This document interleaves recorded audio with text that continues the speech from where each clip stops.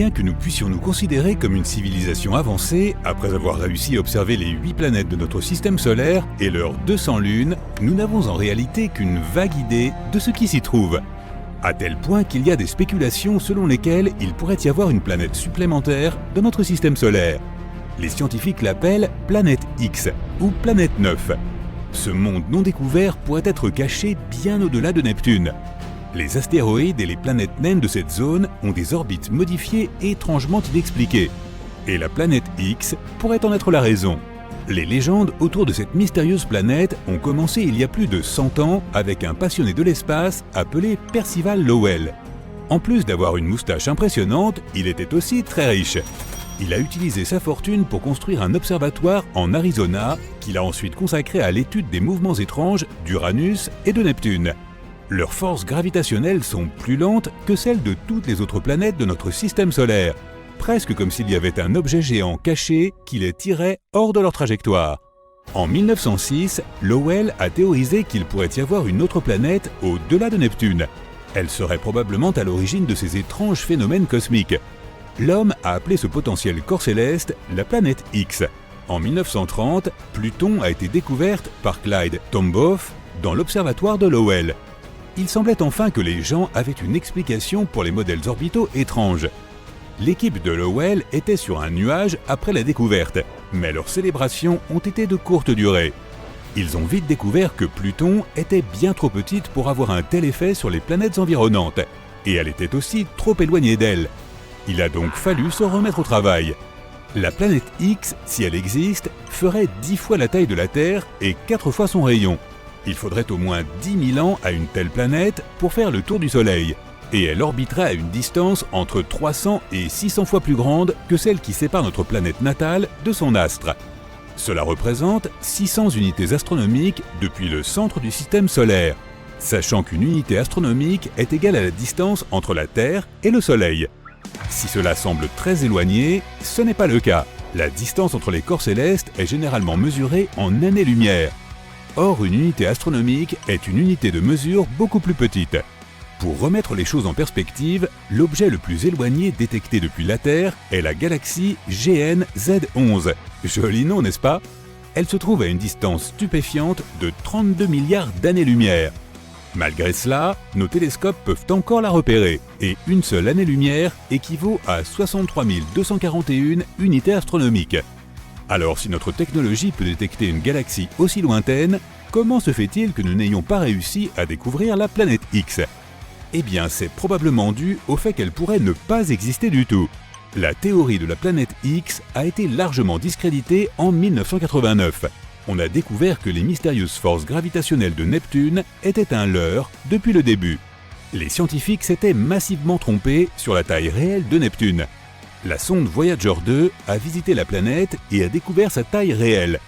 Cette nouvelle information explique les étranges forces gravitationnelles, ce qui signifie qu'elles n'étaient pas causées par la soi-disant planète X. Mais notre enquête ne s'arrête pas là, car l'hypothétique 9e planète est réapparue il y a environ 10 ans. Si les preuves qui sous-tendent la théorie de Lowell étaient fausses, sa croyance en la planète X n'était peut-être pas sans fondement. En 2015, les astronomes Michael Brown et Konstantin Batygin ont découvert qu'il y avait bel et bien des forces gravitationnelles inexpliquées au-delà de Neptune.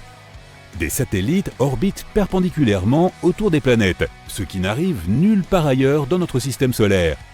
Il y a aussi des groupes d'astéroïdes qui se déplacent de manière très spéciale. Si spéciale qu'il est pratiquement impossible que ce soit aléatoire. Encore plus étrange, il y a des satellites qui voyagent dans une direction complètement opposée à celle du Soleil, contrairement à la plupart des autres objets dans le système solaire.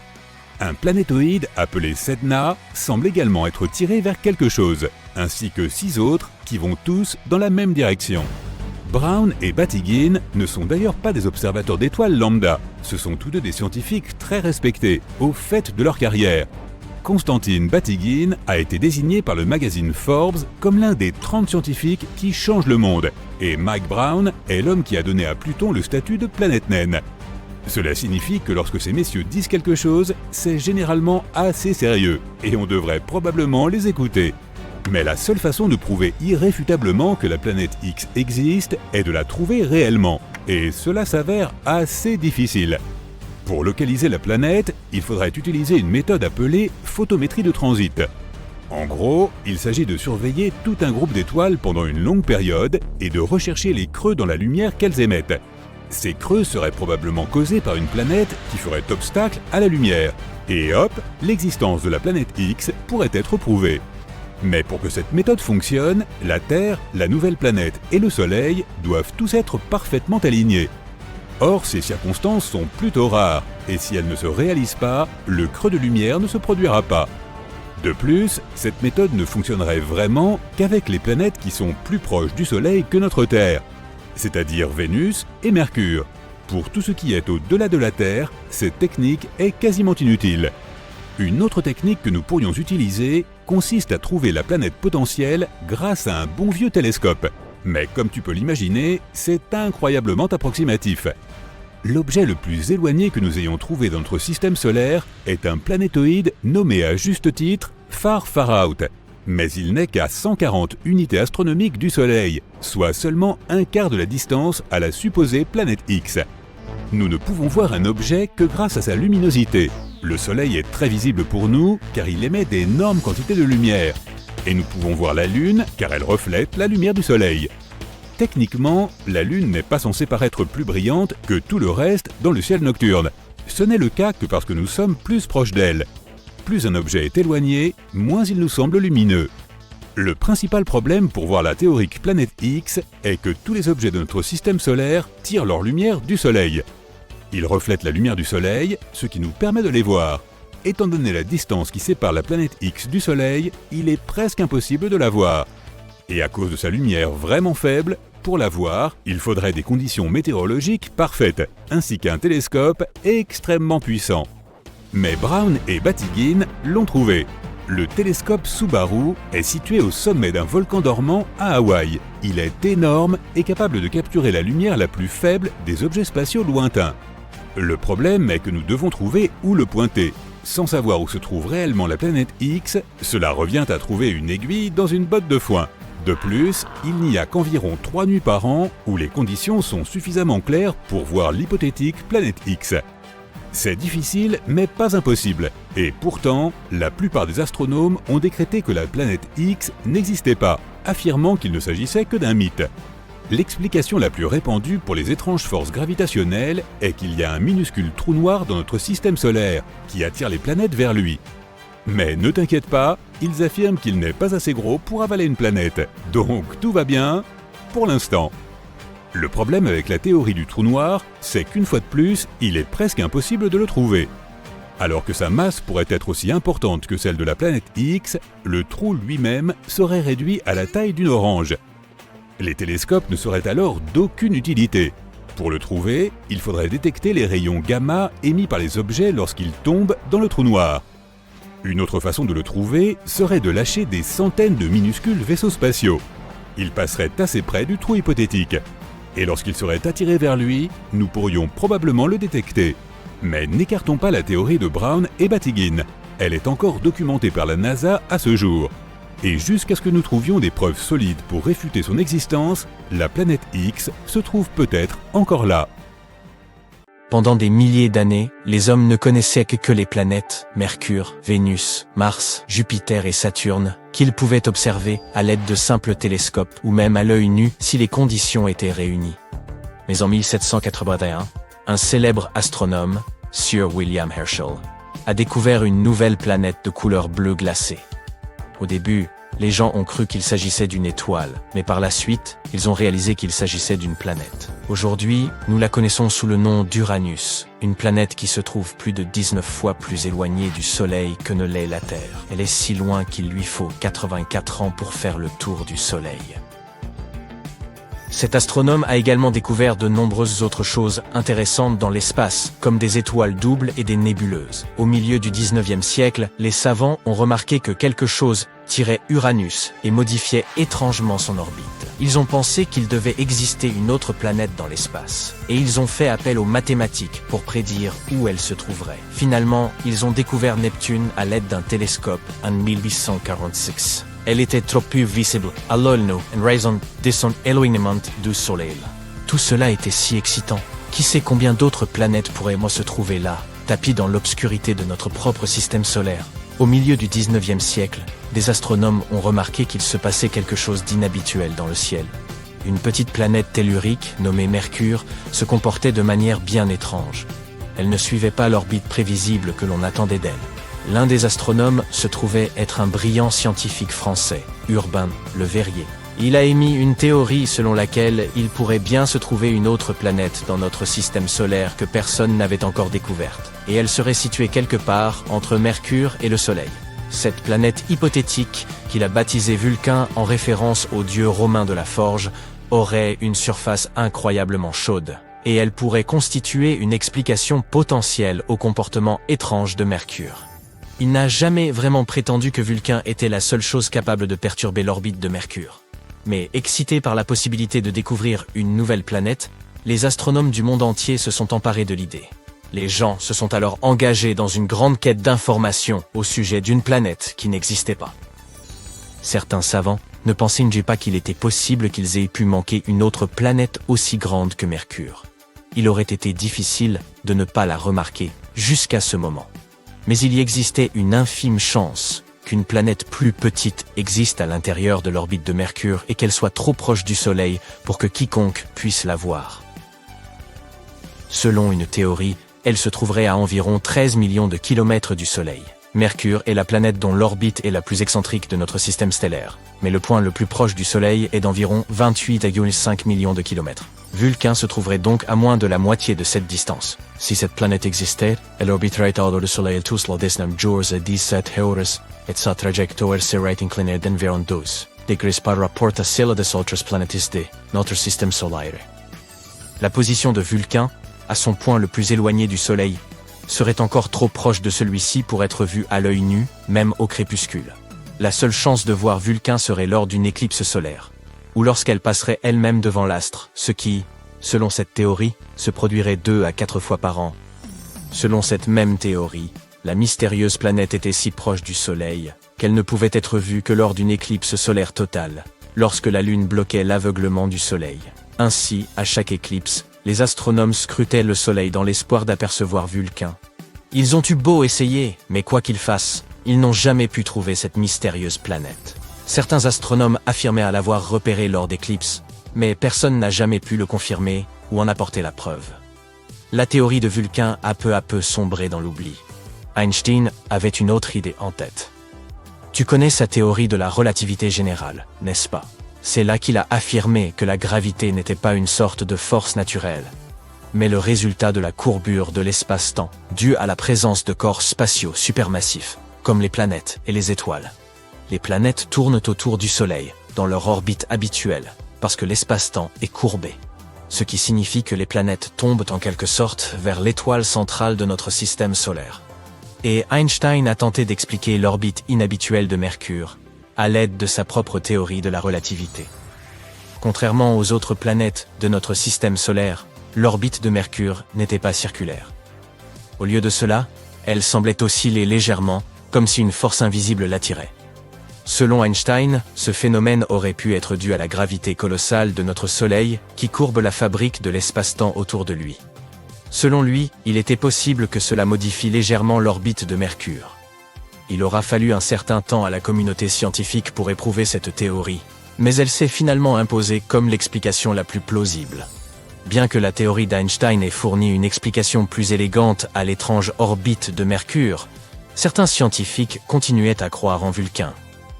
Il était d'autant plus difficile d'abandonner l'idée que Mercure est également la planète la plus difficile à observer d'où nous nous trouvons.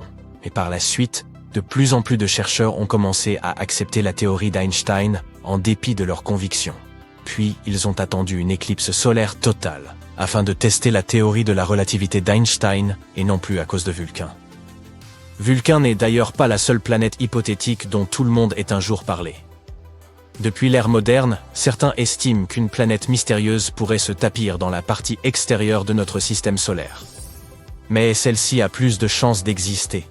Personne ne l'a encore observée directement, mais des simulations informatiques montrent que cette prétendue planète 9 ou planète X se trouverait probablement quelque part au-delà de Neptune.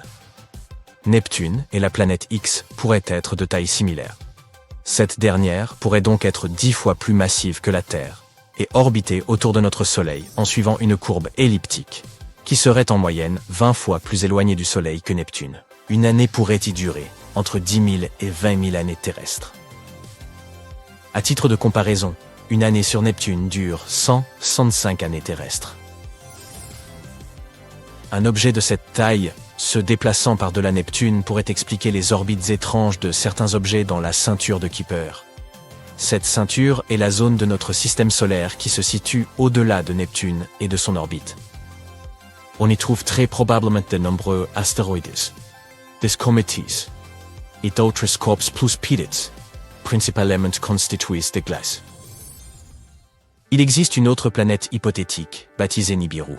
Tu te souviens de ces rumeurs de fin du monde en 2012 ? L'un des scénarios les plus populaires était celui de Nibiru qui, d'après certains, était censé frapper notre planète à la fin de l'année. Bien sûr, rien ne s'est produit, nous sommes toujours là, mais l'idée de Nibiru semblait intéressante. Ces histoires ont commencé en 1976, lorsqu'un homme du nom de Zecharia Sitchin a mentionné Nibiru dans son livre « La 12e planète », affirmant qu'elle orbitait autour du Soleil tous les 3600 ans. Mais il n'existe aucune chance qu'une planète avec une orbite aussi excentrique ne perturbe pas les autres planètes de notre système solaire avec sa propre gravité. Et si elle s'approchait vraiment si près de la Terre en 2012, nous étions censés pouvoir la distinguer à l'œil nu. Des calculs simples ont montré que Nibiru aurait été presque aussi brillante que Mars dans sa plus faible luminosité, et plus brillante que les étoiles les plus faibles que l'on puisse observer en ville. Peut-être aurons-nous plus de chance dans les 3500 ans à venir. En 2011, une comète du nom d'Helena est apparue et dont beaucoup ont pensé qu'elle pouvait être la fameuse Nibiru. Mais lorsqu'on observe les comètes et les planètes au télescope, on s'aperçoit qu'elles ont une apparence différente. La comète possède une chevelure, qui est une atmosphère gazeuse, ainsi qu'une queue, ce dont une planète est dépourvue. De plus, cette comète n'a pas percuté la Terre. Elle s'est approchée trop près de notre Soleil, puis s'est désintégrée. Les débris restants continueront à se déplacer vers le système solaire externe pendant les 12 000 prochaines années. TRES-2b est une planète où la nuit ne finit jamais. Et ce n'est pas une nuit habituelle avec des étoiles qui brillent dans un ciel magnifique. Là, il fait nuit noire et une chaleur torride. TRES-2b est une géante gazeuse environ 1,5 fois plus massive que Jupiter, et sa surface absorbe mieux la lumière que le charbon de bois. Elle pourrait aussi avoir une faible lueur rouge foncée à cause de son air brûlant, qui est aussi chaud que de la lave. Dans le système stellaire de 55 Cancri, il y a 5 planètes, dont 4 sont des géantes gazeuses semblables à Jupiter et Saturne. Mais la 5e, ou plutôt la première, car elle est la plus proche de l'étoile, diffère des autres de façon tout à fait effrayante. 55 Cancri E est si proche de son étoile que la moitié de la surface de la planète est un véritable océan de lave en fusion. L'autre moitié est dans une obscurité éternelle car elle ne voit jamais le soleil. La planète est toujours tournée vers son étoile d'un seul côté. Entre le brûlant et l'obscurité, il y a la zone crépusculaire, une fine bande de néant lugubre. HD 189733b est la seule exoplanète dans l'orbite de son étoile et à première vue, elle est plutôt jolie. Des tourbillons bleus et blancs formant de merveilleux motifs à sa surface. Mais ces couleurs chatoyantes proviennent en fait de particules de silicate dur dans l'atmosphère de la planète, ce qui signifie qu'il y pleut du verre. Mais le pire, c'est que les vents atteignent la vitesse de 8700 km/h, soit presque Mach 7. À titre de comparaison, la vitesse du vent le plus rapide sur Terre est de 409 km/h, soit plus de 20 fois moins.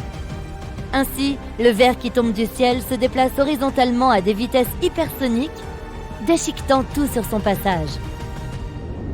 Le système suivant, système stellaire de PSRB 1257+12, abrite 3 exoplanètes, qui sont toutes lentement détruites par leur propre étoile. Cela se produit parce que cette étoile n'est pas ordinaire.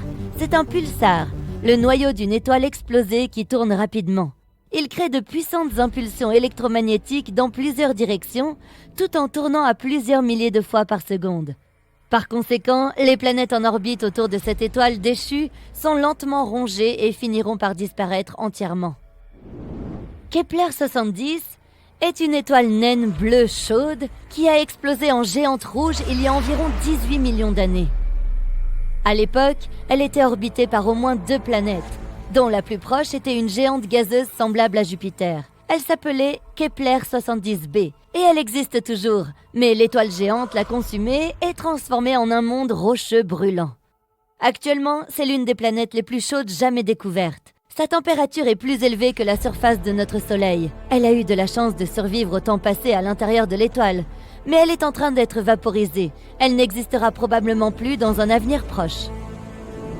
WASP-12b est l'une des planètes les plus étranges et tristes qui existent. L'énorme gravité de son étoile, combinée à la composition gazeuse de la planète, font que l'étoile dévore lentement sa protégée. WASP-12b a déjà pris la forme d'un œuf étiré vers son impitoyable soleil. Et elle ne peut rien faire pour inverser la tendance. Dans 10 millions d'années encore, la planète succombera inévitablement à l'appétit de l'étoile vorace. Si tu t'es déjà demandé ce que c'était que de marcher sur de la glace et des charbons ardents en même temps, Gliese 436b est une planète qui t'en donnerait un exemple frappant. Étant extrêmement proche de son Soleil, cette exoplanète de la taille de Neptune affiche des températures plus chaudes qu'un four ardent. Et pourtant, elle est recouverte de glace qui brûle sans cesse. Cette glace est beaucoup plus dense en raison de l'énorme gravité de la planète. Elle reste solide même dans des conditions extrêmes et ne fond pas. Vénus, la jumelle maléfique de la Terre, a aussi sa place sur cette liste de mondes effrayants. La deuxième planète en partant du Soleil a une atmosphère si épaisse et chargée de nuages que sa surface est bien plus chaude que celle de Mercure. Des éruptions volcaniques secouent constamment Vénus, il y règne un effet de serre suffocant. Et ces nuages ne sont pas faits d'eau mais d'acide sulfurique, qui se condense et pleut sur le sol, ajoutant à la fournaise ambiante. Mais même si tu étais assez courageux ou insensé pour essayer de passer à travers ces nuages, tu ne pourrais probablement pas. Les vents sont aussi forts que certains des ouragans les plus puissants sur Terre. Voilà un nom très long pour une planète très très froide. Bien que son étoile haute ne soit pas très éloignée, il s'agit d'une petite naine rouge plutôt froide dont la lumière et la chaleur atteignent à peine la planète.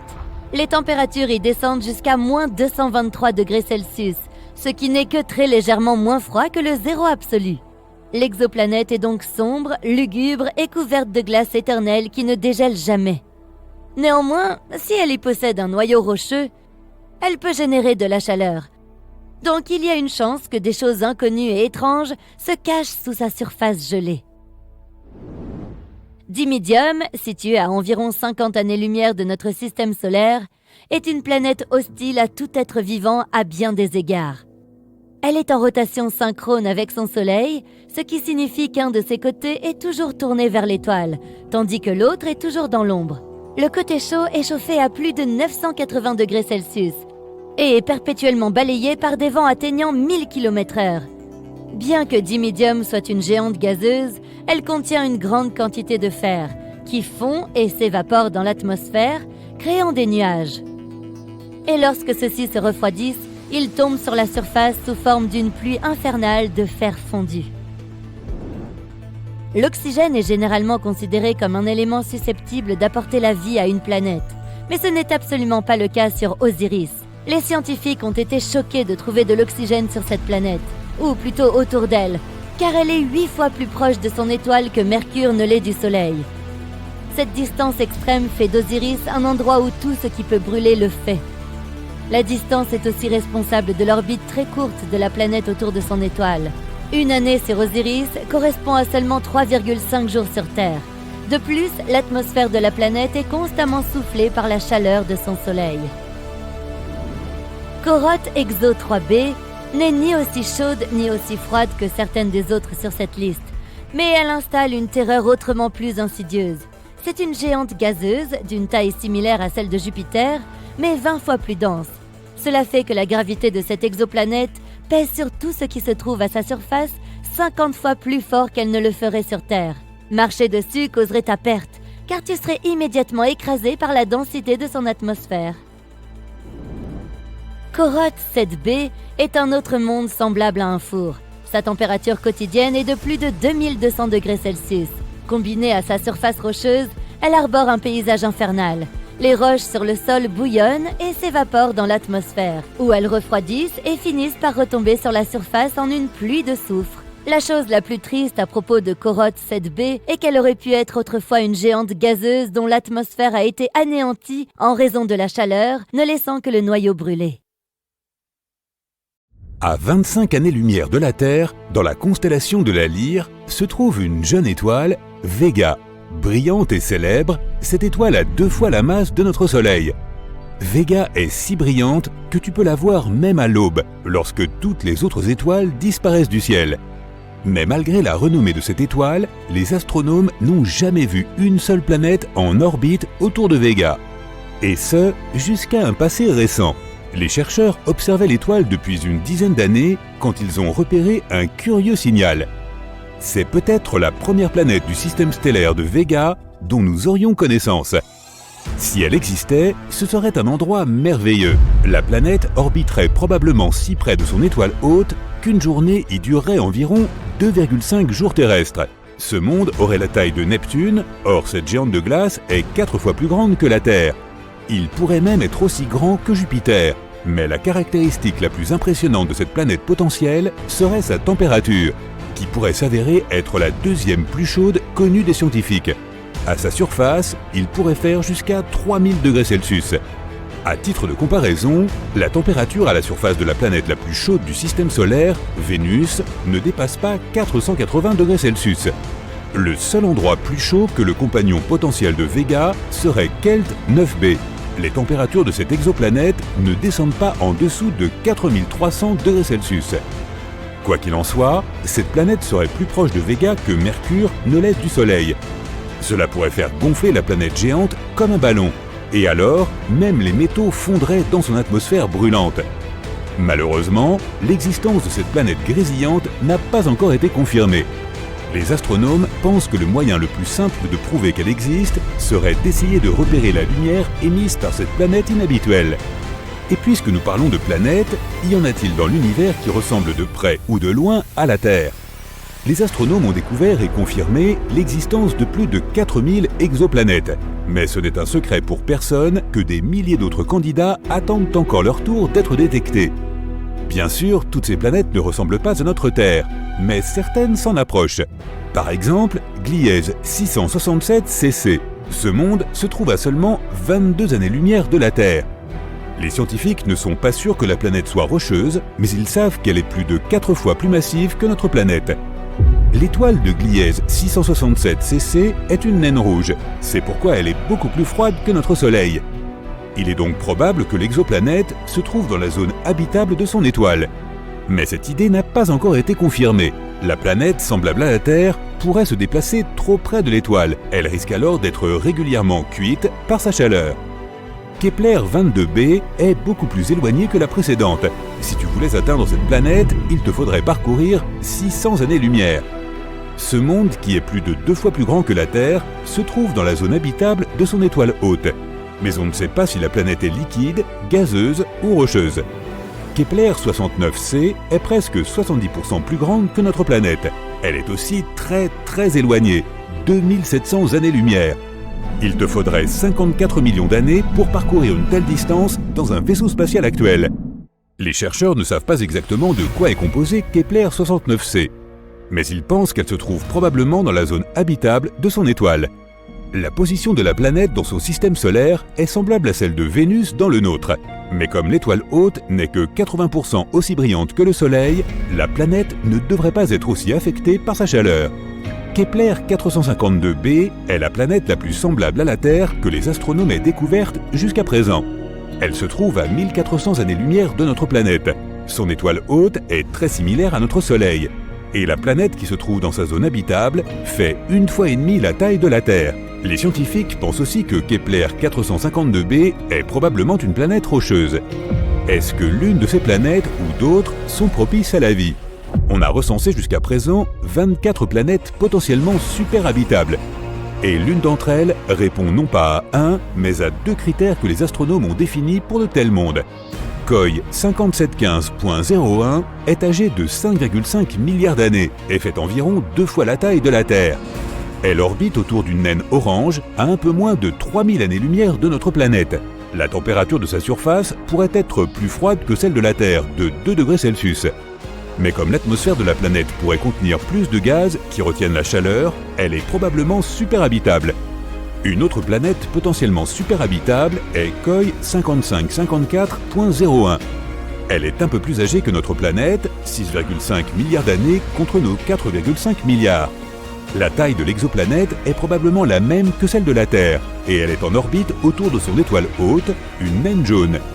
La température moyenne à sa surface est de 27 degrés Celsius. Quelles planètes sont visibles depuis la Terre ? Mercure est la plus proche du Soleil dans notre système solaire, mais comme elle est si proche de l'étoile, tu ne peux la voir que juste avant et juste après le lever du Soleil, au petit matin et au crépuscule. De près, elle ressemble un peu à notre bonne vieille Lune. La planète n'a pas d'atmosphère et les températures à sa surface sont extrêmes, 427 degrés Celsius le jour et moins 179 degrés Celsius la nuit. Vénus est le deuxième objet céleste le plus brillant après la Lune. C'est l'une de nos plus proches voisines. C'est aussi celle qui ressemble le plus à la Terre en termes de gravité, de taille, de masse et de densité moyenne. Malheureusement, tu ne pourras pas voir la surface de Vénus depuis la Terre. Une épaisse couche de nuages cache la planète. Jupiter peut être le troisième ou le quatrième objet le plus brillant du ciel. Cela dépend de Mars, qui brille parfois plus fort que la géante gazeuse. Tu peux particulièrement bien voir Jupiter en été. La caractéristique la plus marquante de la géante gazeuse est sa grande tache rouge. C'est une énorme tempête qui fait rage à la surface de la planète depuis des siècles. Même si la plus grande planète du système solaire ressemble à une sphère solide, tu ne pourrais pas atterrir à sa surface. Jupiter est principalement composé de gaz, surtout de l'hélium et de l'hydrogène. Saturne est la deuxième plus grande planète du système solaire. C'est la dernière des 5 planètes que tu peux voir depuis la Terre à l'œil nu. Saturne est incroyablement loin de la Terre, mais ses anneaux uniques t'aident à reconnaître instantanément cette colossale planète. On peut toutefois déplorer que l'élément caractéristique de Saturne ne soit visible qu'à travers un télescope. À propos, plus de 700 terres tiendraient dans Saturne. En même temps, la densité de la géante gazeuse ne représente qu'un huitième de celle de la Terre. C'est pourquoi la masse de Saturne est à peine 95 fois supérieure à celle de notre planète. Quelles planètes du système solaire sont les plus proches les unes des autres ? Les astronomes pensent que Mercure est la plus proche de toutes les autres planètes du système solaire. Ce qui est surprenant quand on sait que Vénus tourne autour du Soleil entre Mercure et la Terre. N'est-elle pas censée être plus proche de notre planète ? Vénus est en effet assez proche de la Terre, mais seulement pendant une très courte période de son orbite. Le reste du temps, Vénus est beaucoup plus éloignée. A l'inverse, l'orbite de Mercure ne permet pas à la planète de s'éloigner trop du Soleil. Et elle est donc plus proche de la Terre, plus de 50% du temps. Le même principe s'applique aussi avec les autres planètes. Même la géante gazeuse Neptune est plus éloignée d'Uranus que de Mercure. La plupart du temps, les deux plus grosses planètes se trouvent sur les côtés opposés du système solaire. Leurs orbites les amènent parfois proches l'une de l'autre, mais cela arrive très rarement. Et que dire des planètes en dehors du système solaire ? Les astronomes ont récemment découvert 2 mondes qui voyagent autour de la même étoile. Leurs orbites sont souvent si proches l'une de l'autre que chaque planète ressemble à une énorme pleine lune depuis la surface de l'autre. Cela se produit tous les 97 jours terrestres. Ces planètes se trouvent à environ 1200 années-lumière de la Terre.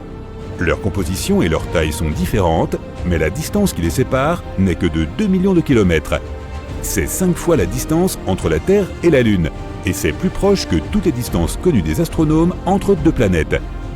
L'un de ces 2 mondes nouvellement découverts est plus de 4 fois plus massif que notre Terre.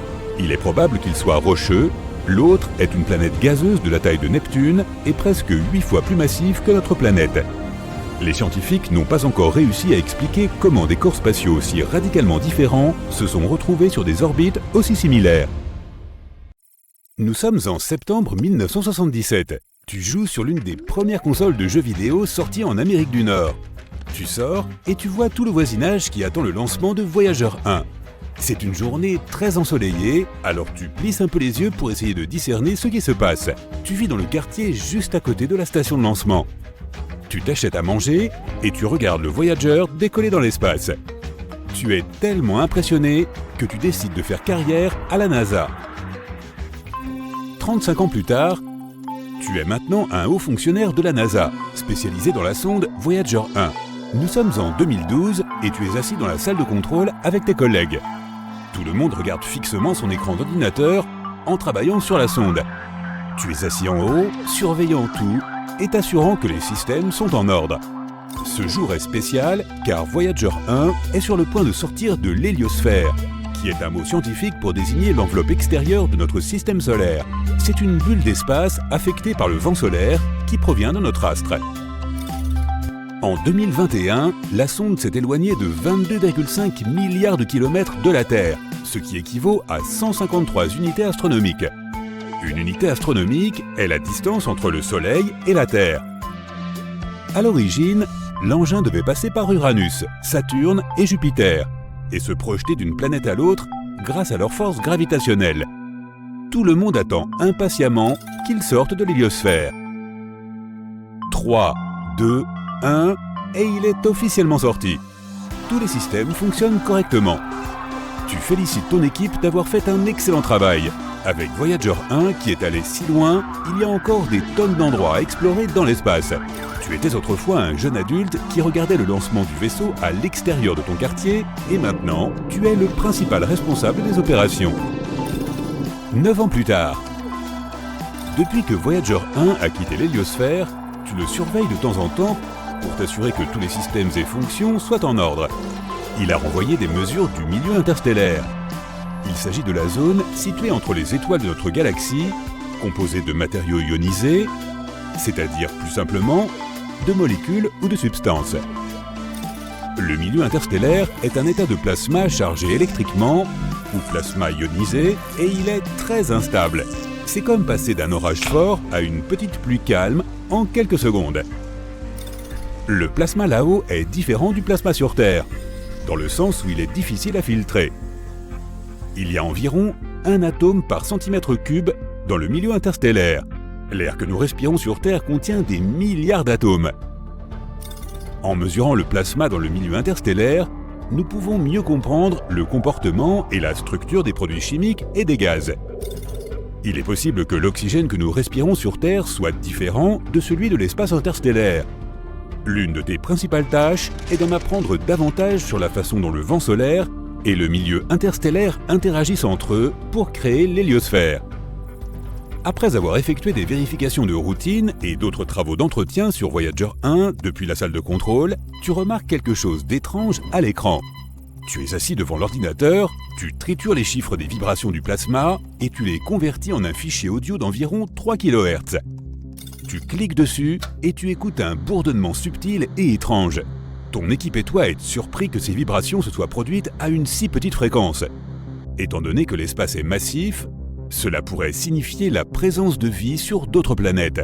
Tous les autres membres de la station se précipitent dans la salle de contrôle pour écouter ce son venu de l'espace.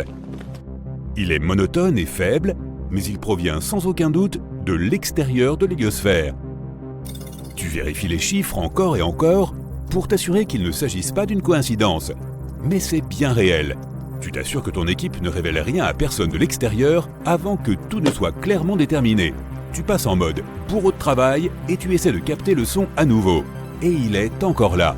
Tu n'arrives pas à dormir car tu réfléchis à ce qui pourrait produire ce bourdonnement. Quelques jours passent et le son est assez constant. S'il y avait une vie là-bas qui essayait de communiquer avec toi, alors elle aurait sûrement dit quelque chose qui puisse être déchiffré. Tu analyses à nouveau les fichiers audio en essayant de voir s'il s'agit d'une langue phonétique que tu ne connais pas. Tu fais appel à une linguiste pour voir si elle peut en tirer quelque chose. Ton équipe et toi vous rassemblez autour d'elle, attendant impatiemment des réponses. Au bout d'un moment, elle pense qu'il y a peut-être quelqu'un là-bas qui communique avec nous. Mais la seule façon de le savoir est de leur renvoyer quelque chose. Tu organises une réunion avec ton équipe et tu essaies de trouver quel message vous pourriez envoyer. Après avoir beaucoup réfléchi et bu beaucoup de café, tu décides de leur envoyer la phrase suivante : « Qui êtes-vous ? Tu envoies le signal par l'intermédiaire de Voyager 1 et tu attends tout changement dans le bourdonnement. Mais tu ne reçois rien dans l'immédiat. Cela peut prendre un certain temps avant d'avoir une réponse. Tu attends toute la nuit et toujours rien. Tu commences à croire qu'il n'y a rien là-bas. Pendant les 2 jours suivants, tu continues d'envoyer des phrases à la recherche d'une réaction à capter. Comme l'espace est un vide, les ondes sonores ne peuvent pas s'y déplacer. Donc envoyer des messages vocaux sur un haut-parleur géant ne fonctionnerait pas. Tu localises la source du bourdonnement et la vises quand tu envoies le fichier audio. Chaque jour, tu envoies quelque chose de différent. Malgré tout, tu n'as aucune nouvelle d'eux pendant une semaine. Il semble que la vie intelligente dans un monde lointain ne soit pas réelle. Les zones situées entre les systèmes stellaires d'une galaxie ne sont pas nécessairement un vide complet. C'est là que se trouve le milieu interstellaire. Il contient des gaz, de la poussière et des rayons cosmiques qui sont des particules d'énergie. Après de nombreux mois d'enregistrement de ce bourdonnement constant, tu essaies toujours de comprendre ce qui se passe. Tu es assis là, te rappelant le moment où la sonde Voyager a été lancée pour la première fois. Tu te souviens avoir couru dehors après avoir joué à tes jeux vidéo. Tu ne pouvais pas voir correctement à cause du soleil et... Tu te fiches sur place et tu as un éclair de génie. Tu consultes tes notes prises dans le passé. La réponse était sous tes yeux pendant tout ce temps. De temps en temps, le Soleil envoie une explosion d'énergie qui fait vibrer le plasma de l'espace interstellaire. Les scientifiques peuvent mesurer la fréquence des ondes lorsque le plasma vibre pour montrer à quel point elles sont proches les unes des autres. Et le jour où le bourdonnement a été émis, il y avait des fréquences irrégulières provenant du Soleil. Donc ce bourdonnement pourrait être le plasma vibrant de façon bizarre à cause des éruptions solaires. Mais ces vibrations à basse fréquence durent plus longtemps que ces sauts et ces pics rapides. Elles sont aussi plus faibles. Tu refais les tests et tu découvres que ce ne sont pas des formes de vie intelligentes qui essaient de te parler. Ce sont les petites vibrations causées par les éruptions solaires. Tu informes ton équipe de cette percée et tout le monde fait la fête. Mais après tous ces tests et toutes ces recherches, tu ne sais toujours pas pourquoi le plasma du milieu interstellaire vibre de cette façon. Ces réponses devront attendre. 2027. Cela fait 50 ans que Voyager 1 a été lancé. Tu as maintenant un âge avancé et tu viens de prendre ta retraite de la NASA. Tu as créé de nombreuses bourses d'études à ton nom et des programmes pour les jeunes qui veulent en savoir plus sur l'espace et la science. Tu retournes une fois de plus dans la salle de contrôle où tu pensais avoir découvert une vie intelligente sur un monde lointain. Puis tu te souviens de tous les bons moments que tu as passés. Tu dis au revoir à tout cela en sachant que ce sont les derniers moments de Voyager. La sonde a été conçue pour durer jusqu'à 50 ans. Après cela, elle ne sera plus qu'un objet flottant dans l'immensité de l'espace. C'est déjà surprenant de savoir que c'est l'objet humain le plus éloigné de nous sur Terre.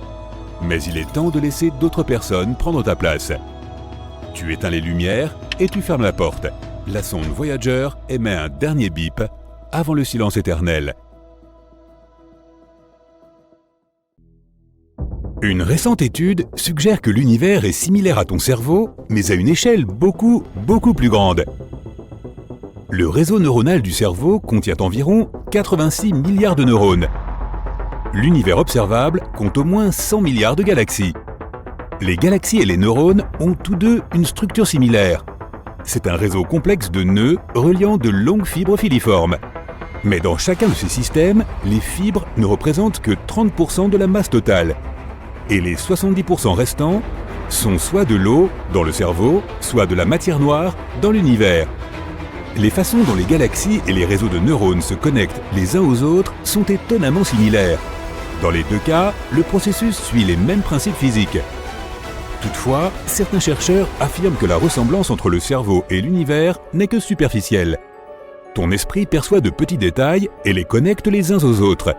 Puis, il arrive à une conclusion qui n'a rien de commun avec la réalité, comme le cerveau est un mini-univers. Dans des milliards d'années, l'univers va probablement s'étendre tellement que nous ne pourrons plus voir aucune étoile dans le ciel. Pour transformer la Terre en un trou noir, il faudrait la presser jusqu'à ce qu'elle ait la taille d'une bille. Et si on voulait que le Soleil devienne un trou noir, il faudrait le comprimer jusqu'à ce qu'il ne fasse plus que 6 km de diamètre. Une galaxie à sursaut de formation d'étoiles, ou galaxie starburst, est une galaxie qui forme des tonnes de nouvelles étoiles à une vitesse fulgurante. Cela se produit généralement après la fusion de deux galaxies en une seule. Alors que la Terre n'a qu'un seul satellite naturel, Jupiter est entouré d'au moins 79 lunes. Dans l'univers, il n'y a pas seulement des planètes naines, mais aussi des galaxies naines. Elles comptent de 1000 à quelques milliards d'étoiles. À titre de comparaison, notre galaxie, la Voie lactée, est composée de 250 à 400 milliards d'étoiles. Un trou noir supermassif, situé à 250 millions d'années-lumière de la Terre, émet le son le plus grave jamais détecté de n'importe quel objet de l'univers. Il est 1 billiard, c'est-à-dire 1 avec 15 zéros, 2 fois plus profond que ce que l'oreille humaine peut percevoir. La planète Kelt 9b est située à 670 années-lumière de la Terre. C'est une Jupiter ultra chaude, c'est-à-dire une planète géante à la température insoutenable et avec une masse similaire à celle de Jupiter. Sur Kelt 9b, la chaleur est si élevée sur la face éclairée de la planète qu'elle déchire les molécules. Tout liquide flottant dans l'espace se transforme en sphère. Cela se produit également en orbite terrestre basse. Notre galaxie d'origine, la Voie lactée, a plus de 105 000 années-lumière de diamètre.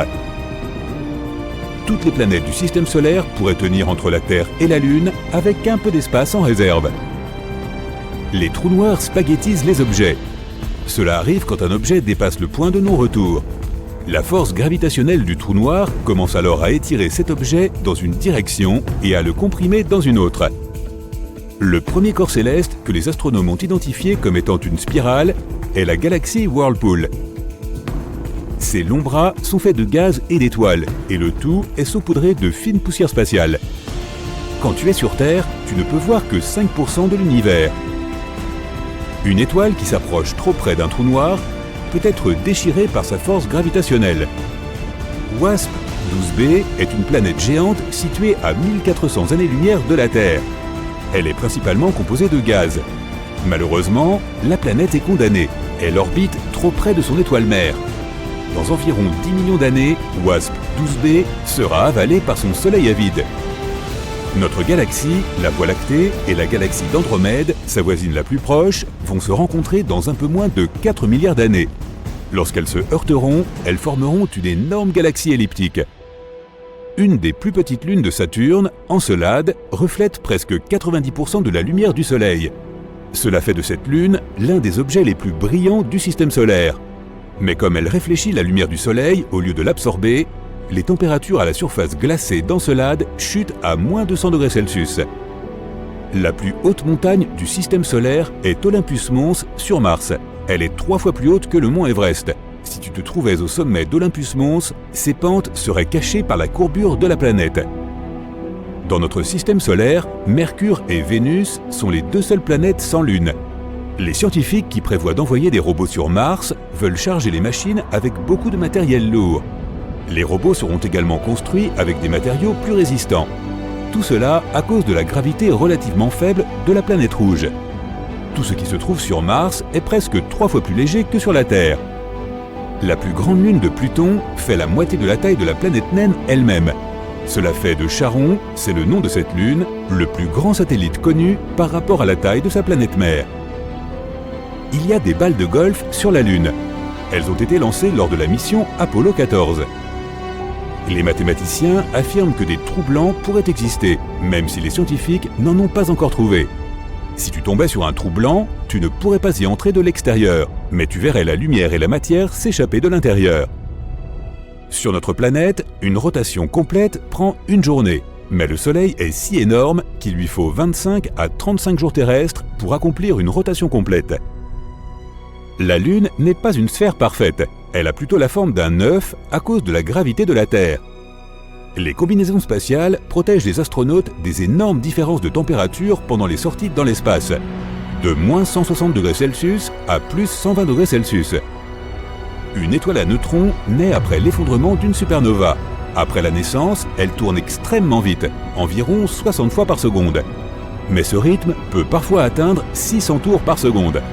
En 2007, les astronomes ont commencé à recevoir des signaux radio ultra lumineux et ultra forts. Appelés sursauts radio rapides, ils provenaient d'un endroit situé à des milliards d'années-lumière de distance. Lorsque les astronautes sont dans l'espace, ils voient souvent des éclairs lumineux aléatoires. Ils se produisent lorsque les rayons cosmiques frappent le nerf optique de l'œil. Si tu voyageais autour de l'équateur de Pluton, la distance parcourue serait la même que si tu marchais de Rome à New York. Si tu visitais GJ 504b, une planète située seulement à 57 années-lumière de la Terre, tu verrais que la planète brille. C'est à cause de la chaleur qui est restée après sa formation. La couleur de la planète est d'un rouge terne, comme une fleur de cerisier foncé. Jupiter a le jour le plus court de toutes les planètes du système solaire. Il ne dure que 9 heures et 55 minutes. À cause de sa rotation rapide, Jupiter n'est pas une sphère parfaite, elle est un peu aplatie. Vénus abrite plus de volcans que toutes les autres planètes du système solaire. Il y en a au moins 1600 à la surface de la planète. Mais la plupart d'entre eux sont éteints. Mercure a des rides. Lorsque son noyau de fer s'est refroidi, la croûte de la planète s'est contractée. Cela a rendu la surface de la planète irrégulière. Les pattes nucléaires que l'on trouve à l'intérieur des étoiles à neutrons sont considérées comme la substance la plus solide de l'univers. Ces nouilles de neutrons peuvent être 10 milliards de fois plus solides que l'acier. Certains astronomes pensent que les trous noirs pourraient n'avoir aucun horizon d'événement, alias le point de non-retour. Au lieu de cela, il pourrait simplement s'agir d'un horizon apparent. Il ne peut que piéger des choses pendant un certain temps. Plus tard, la matière ou l'énergie s'échappe, mais sous une forme différente. Chaque mission Apollo a nécessité 15 combinaisons spatiales. Chaque membre de l'équipage principal, composé de 3 personnes, avait besoin de 3 combinaisons.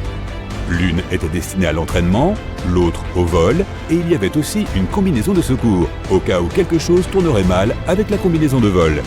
Et chacun des 3 membres de l'équipage de réserve avait également 2 combinaisons spatiales, une pour l'entraînement et une pour le vol. Les scientifiques pensent que Mercure pourrait encore avoir un noyau partiellement fondu. Cela pourrait expliquer pourquoi la planète a un champ magnétique, même s'il n'équivaut qu'à 1% de celui de la Terre. Les tempêtes de poussière sur Mars sont les plus violentes de tous les systèmes solaires. Elles peuvent faire rage pendant des mois. Sur la planète Kepler 16b, qui se trouve à 245 années-lumière de la Terre, ce ne sont pas un, mais 2 soleils qui se couchent à l'horizon. La planète est aussi massive que Saturne, mais à une densité plus élevée. Il faut 45 minutes pour enfiler une combinaison spatiale. Une fois que c'est fait, un astronaute a besoin d'1 heure supplémentaire pour s'adapter aux nouvelles conditions. Les boules de feu qui frôlent la Terre sont des météores brillants qui entrent dans l'atmosphère terrestre, mais qui la quittent ensuite. Triton, l'une des lunes de Neptune, tourne dans le sens inverse autour de sa planète. C'est la seule grande lune de toutes les planètes connues à le faire. Triton se rapproche aussi peu à peu de Neptune. Les experts pensent que la Lune finira par se désagréger sous l'effet de la gravité de Neptune. Et elle formera alors un anneau autour de la géante gazeuse. La planète naine Haumea, qui est plus éloignée de la Terre que Neptune, est vraiment bizarre. Elle se trouve en orbite dans la ceinture de Kuiper, un anneau en forme de beignet constitué d'objets glacés qui tournent autour du Soleil. Haumea a 2 lunes, une forme bizarrement allongée et un jour qui dure 4 heures terrestres. Mais la chose la plus étonnante, la planète naine est entourée d'anneaux incroyablement fins. Ils sont probablement le résultat d'une ancienne collision. Il faut à Neptune près de 165 années terrestres pour accomplir une orbite complète autour du Soleil. En d'autres termes, depuis que la géante gazeuse a été découverte en 1846, elle n'a fait le tour du Soleil qu'une seule fois.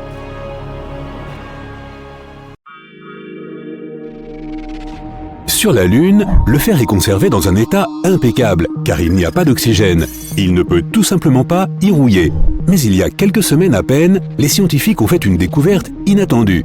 Dans les régions supérieures de notre satellite, le fer est oxydé et il rouille. Au début, cette découverte a laissé des astronomes perplexes. La présence de rouille pourrait signifier que les gens peuvent respirer au moins dans certaines régions de la Lune. Mais ensuite, l'explication a fait surface. L'oxygène aurait pu atteindre la roche sans vie depuis notre propre planète. En l'absence d'atmosphère, les vents solaires balaient la Lune sans relâche, et rien ne peut les arrêter. Ces éruptions pourraient aspirer un peu d'oxygène des couches supérieures de l'atmosphère terrestre et l'acheminer jusqu'à la Lune. Les molécules s'immobilisent alors aux points les plus élevés de la surface de la Lune. Cela expliquerait pourquoi les métaux ne s'oxydent pas dans les ravins et surtout sous la surface du satellite. Tant que nous sommes sur ce sujet, on a longtemps cru que la Lune s'était formée à la suite d'un énorme impact avec la Terre. Un corps céleste de la taille de Mars aurait pu s'enfoncer dans notre planète et faire éclater une partie de sa croûte. Les débris résultants se sont alors rassemblés en une boule serrée qui est devenue plus tard notre Lune. Mais il y a une question qui dérange les scientifiques. La croûte terrestre est pauvre en métaux. Alors comment se fait-il que la Lune contienne autant de minerais ? Les dernières recherches écartent la théorie principale, si bien qu'en 2020, nous ne savons toujours rien de l'existence de notre plus proche voisin. Il y a cependant des nouvelles. Les astronomes du MIT ont enregistré un signal répétitif à 500 millions d'années-lumière de distance. Ces signaux sont appelés sursauts radio rapides ou FRB, Fast Radio Burst, et il s'agit généralement d'événements singuliers. Personne ne sait quelles sont leurs sources, mais il peut s'agir de supernovas ou de sursauts d'énergie provenant de quasars. Cette répétition est cependant assez effrayante, car elle est régulière. Pendant 4 jours, les équipements radio captent des signaux en permanence, puis ils s'arrêtent brusquement. Mais après 12 jours, le même schéma recommence. 4 jours de sursauts radio constants et 12 autres jours de silence. Les astronomes ont réussi à localiser le signal comme provenant d'une galaxie située à un demi-milliard d'années-lumière de nous. Mais on ne sait toujours pas ce qui en est la cause. Il peut s'agir d'un quasar en rotation ou d'un trou noir supermassif, mais une technologie extraterrestre n'est pas exclue non plus. En parlant de cela, il pourrait y avoir environ 6 milliards de planètes semblables à la Terre dans la seule galaxie de la Voie lactée. Les dernières données ont montré qu'une étoile semblable au Soleil sur 5 peut avoir au moins une planète dans sa zone habitable. Et pas n'importe quelle planète. Elle a un noyau et une surface rocheuse, et sa taille est comparable à celle de la Terre.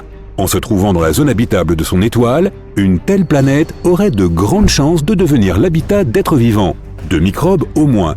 Et s'il y a des milliards de ces planètes dans notre galaxie, on peut dire sans risque qu'au moins une d'entre elles est non seulement habitable, mais déjà habitée. Et maintenant, multiplie cela par le nombre de galaxies dans l'univers, en considérant également que nombre d'entre elles sont beaucoup plus grandes que la Voie lactée. Cela nous donne des milliards et des milliards d'étoiles semblables au Soleil et de planètes semblables à la Terre. Et certaines d'entre elles y sont sûrement plus semblables que d'autres. Une de ces planètes est peut-être plus proche que tu ne le penses. Vénus, la sœur maléfique de la Terre, pourrait abriter une vie microscopique. Même si sa surface est aussi chaude qu'une fournaise et arrosée par les pluies acides des nuages de dioxyde de carbone, il pourrait y avoir quelque chose de vivant dans son atmosphère. Les scientifiques ont récemment relevé des traces d'un gaz appelé phosphine qui peut être produit par des micro-organismes. En très petite quantité, il pourrait apparaître par des moyens non organiques. Mais les télescopes ont trouvé beaucoup plus de ce gaz. Cette découverte a été une énorme surprise, car on pensait que Vénus était trop inhospitalière pour toute forme de vie. Mais aujourd'hui, elle pourrait devenir la toute première planète, en dehors de la Terre, à abriter des êtres vivants. Les microbes qui produisent la phosphine vivent probablement dans les nuages acides et ils n'ont pas besoin d'oxygène pour survivre. Un autre monde prometteur a été soudainement découvert en fouillant les données d'un vieux télescope spatial. En 2018, les astronomes ont analysé les informations reçues du télescope Kepler et, comme d'habitude, ont écarté les pièces qu'ils ne jugeaient pas pertinentes. Mais 2 ans plus tard, en fouillant dans ces vieilles données, les scientifiques ont remarqué qu'un objet avait été mal identifié. Il s'agissait d'une exoplanète située à 300 années-lumière de la Terre et tellement semblable à celle-ci qu'elle était presque un double de notre planète mère.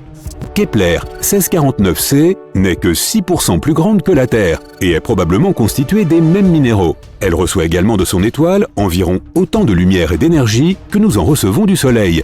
Le seul problème pour l'instant est que l'étoile pourrait s'emballer trop souvent, ce qui rendrait la surface de la planète trop chaude et brûlerait son atmosphère. Pourtant, nous n'en avons pas encore la preuve et nous pourrions avoir une planète potentiellement habitable assez proche de chez nous. AU microscopie, ou AUMIC en abrégé, est en fait le berceau d'un nouveau système stellaire qui pourrait être observé directement. Il est très proche, à seulement 32 années-lumière, et l'étoile est très jeune, environ 150 fois plus jeune que notre Soleil. À l'échelle cosmique, elle est comme un nouveau-né, et tu peux encore voir un nuage de débris tourbillonnant autour d'elle depuis sa naissance. Mais les curiosités ne s'arrêtent pas là. La NASA a ajouté une affiche mettant en scène AUMIC dans sa série Galaxie des horreurs, en raison de la planète qui tourne autour de l'étoile. AUMIC B est si proche de son Soleil qu'elle fait un tour complet autour de lui en seulement 8,5 jours. Étant si jeune, l'étoile fait souvent des caprices, ce qui entraîne d'horribles doses de rayonnement solaire qui prennent d'assaut la pauvre planète. Comme tu peux le deviner, aucune vie n'est possible dans de telles conditions. Néanmoins, les scientifiques sont heureux d'avoir trouvé ce système, car il permet de comprendre comment les étoiles et les systèmes stellaires se forment. Revenons à la Terre. Les changements climatiques auxquels nous assistons font très probablement partie d'un cycle naturel. Des chercheurs de l'Université de Californie, Santa Cruz, ont mis au point un schéma des variations climatiques de notre planète et elles ressemblent à des saisons extrêmement longues. Parfois, ces états peuvent durer des millions d'années et ils sont tous liés à la position de la Terre par rapport au Soleil. Les saisons ont été baptisées Ice House, Cool House, Warm House et Hot House en raison des températures dominantes. Par exemple, depuis 3 millions d'années, notre planète est dans un état d'ice house, glaciaire, puisque la dernière période glaciaire ne remonte pas assez loin. Mais les actions de l'humanité, qui s'ajoutent à l'effet de serre, ont fait passer l'état climatique à l'état de warm house bien plus rapidement qu'il ne l'aurait fait sans nous. Bientôt, la température globale de la Terre atteindra des valeurs tropicales, ce que la planète n'a pas vu depuis plus de 50 millions d'années. Quelle époque pour être en vie! L'eau sur Terre est en fait un puzzle enveloppé de mystères et rempli d'énigmes.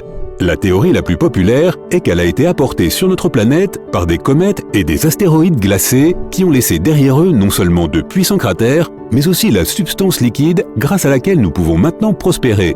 Mais il y a maintenant une nouvelle avancée qui suggère un autre scénario. Dans l'espace, il y a beaucoup de matière organique, et dans certaines conditions, elle pourrait produire tellement d'eau qu'elle suffirait à remplir 1000 fois nos océans. Les chercheurs ont mené une expérience au cours de laquelle ils ont chauffé cette matière organique et obtenu de l'eau claire et du pétrole. Si cela est confirmé dans de futures études, cela pourrait signifier que même le pétrole est apparu sur Terre, non seulement grâce à des restes fossilisés d'êtres vivants, mais aussi en provenance de l'espace. Tu te souviens de l'énorme astéroïde qui a conduit à l'extinction des dinosaures? Eh bien, je n'étais pas là à l'époque, mais les scientifiques disent que cela pourrait être causé par quelque chose d'entièrement différent. Au moins une extinction massive a probablement été le résultat de l'explosion d'une supernova très loin de notre planète. Une explosion d'étoiles aussi puissante que tu peux l'imaginer a un jour éclairé la Terre plus que le Soleil, et rapidement, ces rayons UV et cosmiques ont atteint la couche d'ozone de notre planète. Comme ils l'ont fait, la couverture protectrice de la planète a été brûlée, et tout ce qui se trouvait en dessous en a subi les conséquences. Il a fallu des centaines de milliers d'années à la Terre pour se remettre de cet assaut. Et si cela se reproduit, ce qui pourrait arriver, nous ne pourrons pas survivre. Heureusement, l'événement le plus proche est l'explosion de Bételgeuse, et cette étoile est bien trop éloignée de nous pour faire de sérieux dégâts.